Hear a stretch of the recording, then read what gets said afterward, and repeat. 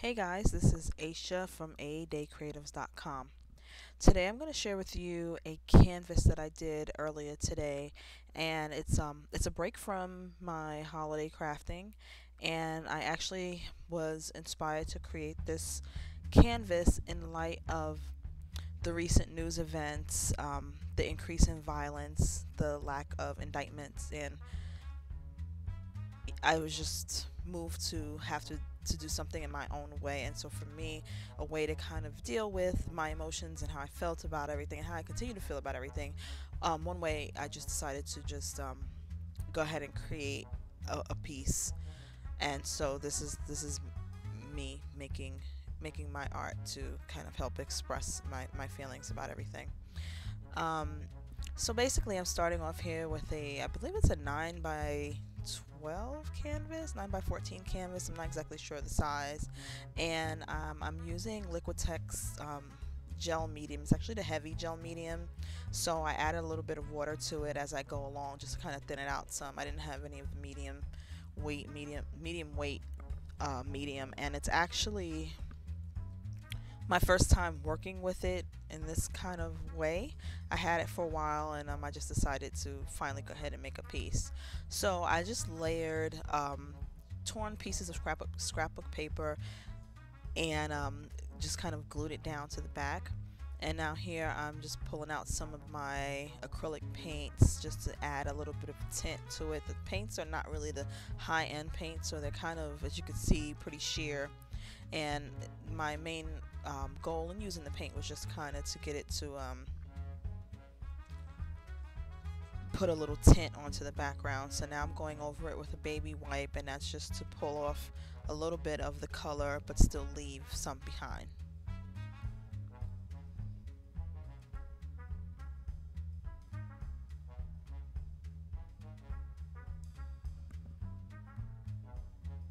And the colors that I'm using is a blue, a gray, and the darker one, it says black, but it kind of looked like navy blue to me. So I mean, it was like a really inexpensive paint that I kind of had in my stash for a while, and I just pulled it out, but it did the job, so can't complain. Now I'm just hitting it with my heat gun to make sure that it's dry before moving on to the next step. I didn't get a dark enough edge, so now I'm just going over the edges with my Adirondack ink, and I'm just using one of those makeup wedge sponge to apply the black ink to the edges just to deepen it up a bit. I'll be adding several more layers to the top of it, so I just needed to get some kind of base color going for my background at first.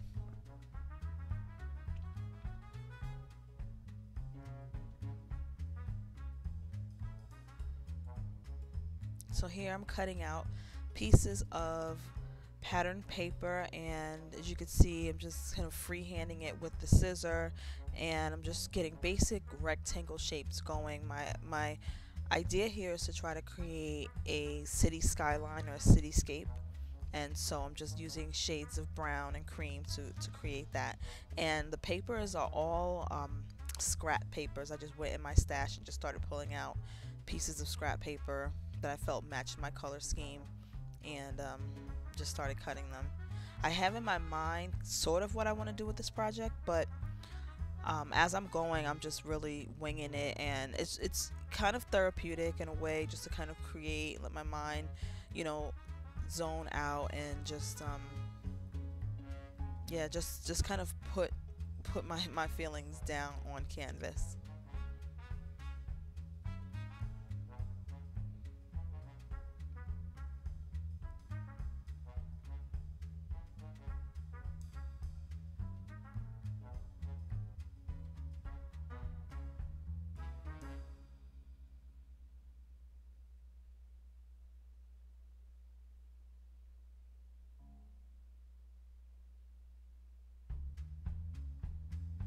The skyline doesn't represent any particular city. Um, I'm a native New Yorker, even though I don't live in New York anymore. So, of course, when I think city, I always do think of New York, but these buildings are just I don't know, imaginary buildings. They don't really, I'm not trying to emulate any particular city skyline.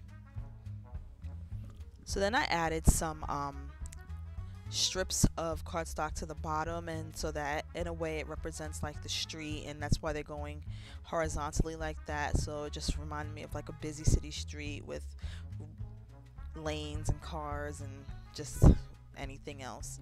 I didn't feel like my skyline had enough contrast in the building, so I went back and added darker pieces on top to kind of create more depth and interest in my skyline. Now again, I'm hitting it with the heat gun to make sure that each of the layers are dry, especially that gel medium, so that I can go ahead and add my next layers on top without the whole thing getting too sticky and gummy.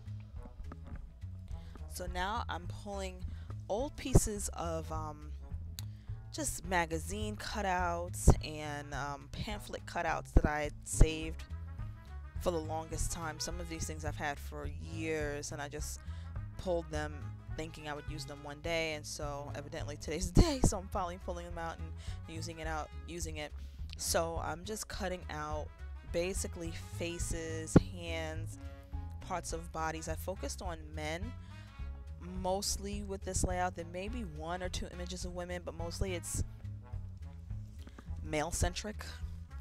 And yeah, I just wanted to do something that kind of represented the brothers. So that's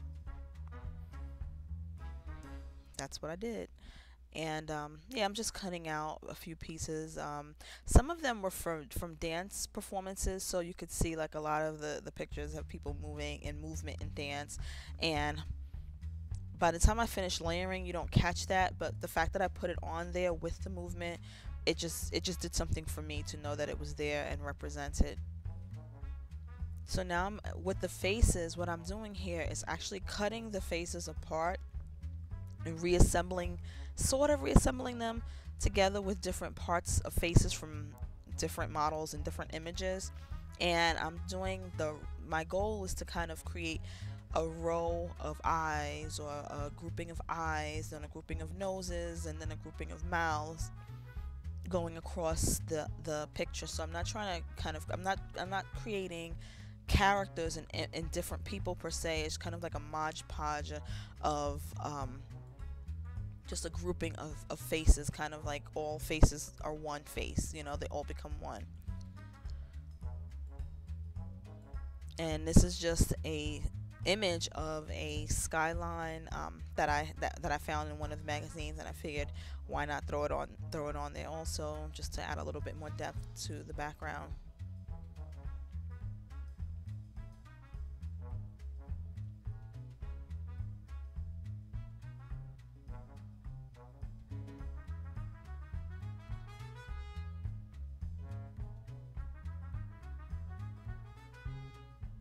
I'm trying to match it. I wanted to keep my palette pretty. Although it's colorful, I went into it thinking that the palette would be mostly grays, browns, maybe splashes of red and yellow. And I kind of stuck to that, but then of course, as you see, there's green, there's orange, and there's other images. I mean, there's other colors and tones in there, but I think it all plays well together. I didn't want to use any like really light like pastel colors. I wanted strong, vibrant, rich colors for this piece.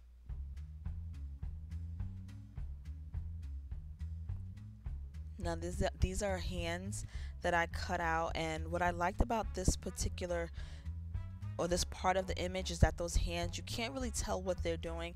They almost look like they're praying, or maybe in a rest position, or maybe in like a fight position, like fists. And so I like that, where it's sort of you just can't really tell. It's a little bit ambiguous in terms of what the hands are doing, and I like that because it leaves it open for interpretation.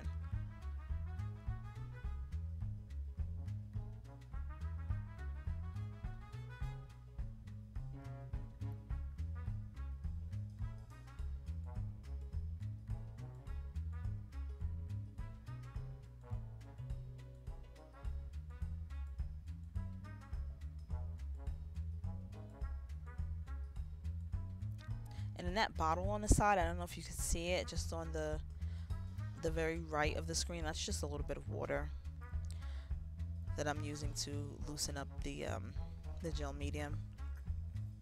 So now I'm using painter's markers, which are just they have paint in them, and so I'm going around with some blue to kind of help the buildings and the skyline pop off of the background a bit. And I have to work quickly because the paint has a tendency to want to dry like almost instantly.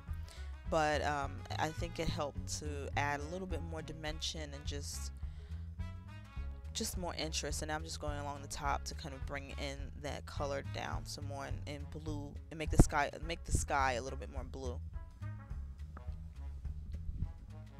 With all the layers that I put on, it's almost like, why did I put the background layers of the background layer that I started with? But I guess you know it's good to put that background layer on because it gives you a starting point and something just to work with.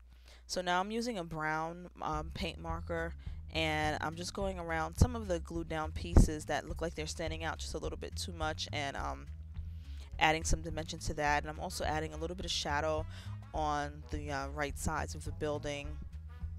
Again, just trying to create a little bit more dimension.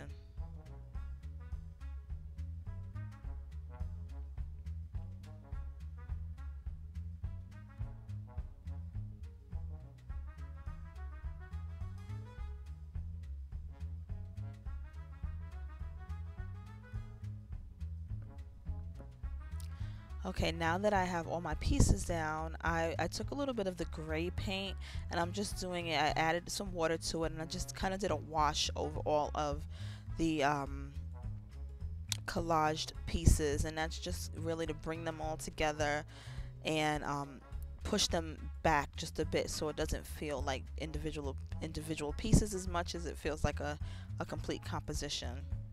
Now I'm hitting a few of the edges again with some of the brown brown marker to help with the dimension,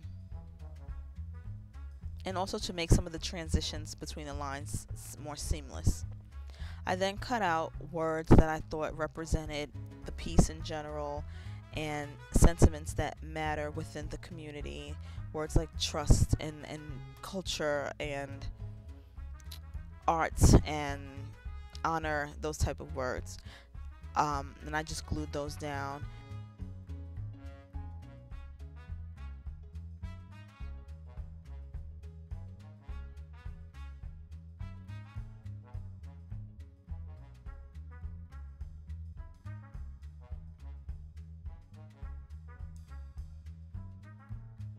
Now I'm working on my title, and the title of the piece is called Black Lives Matter. And so I'm just using different sets of stickers that I have. These are plastic letters that I've had from forever. I believe they come from Recollections, these plastic letters right here. And then two sets of stickers that I did with the title. So all of the words and the titles all have different they come from different sets, but what makes them come together obviously is the color, because they're all in black, and also the size. So even though the fonts are different and the material is different, I think that it worked nicely together.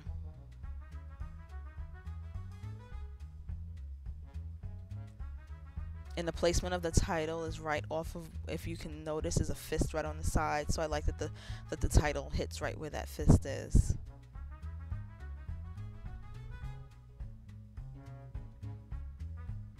And now I'm just trying to glue those letters on. Those are the vinyl letters, vinyl thickers, and so they're not really sticking down. So I'm putting like a real thick layer of the gel medium to glue those down. In retrospect, I might have used a different type of adhesive, maybe some of the glossy accents is what I use to glue down the plastic letters, and I probably should have done the same thing with these vinyl ones, but eventually they did stick with the gel medium.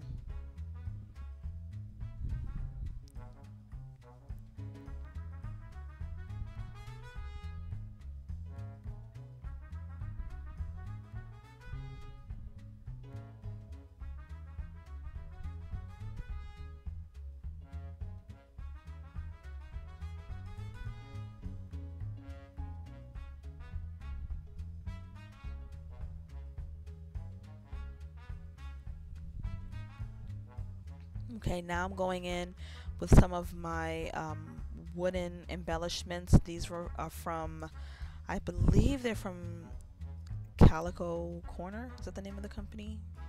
Studio Calico. That's the name of it. I'm sorry, Studio Calico. And I'm just gluing down those pieces, and then I have that little camera right there next to the title, kind of representing the new age of things being videotaped, things being recorded, things being televised. So I like that camera right there next to the title. And then I'm going over each of the feathers with the gelatos, and that's the gold gelato, and I'm just dipping my finger into a little bit of water to help it spread, and that just kind of brought down that raw wood color and gave it a slight little bit of shimmer. Lastly, I placed a few enamel dots, and these are my homemade enamel dots that I created, and I'm just putting them on the page. And then I couldn't decide where I wanted those top ones, the red, black, and green enamel dots, and so you'll see later in the final picture that I actually did end up moving them to another location.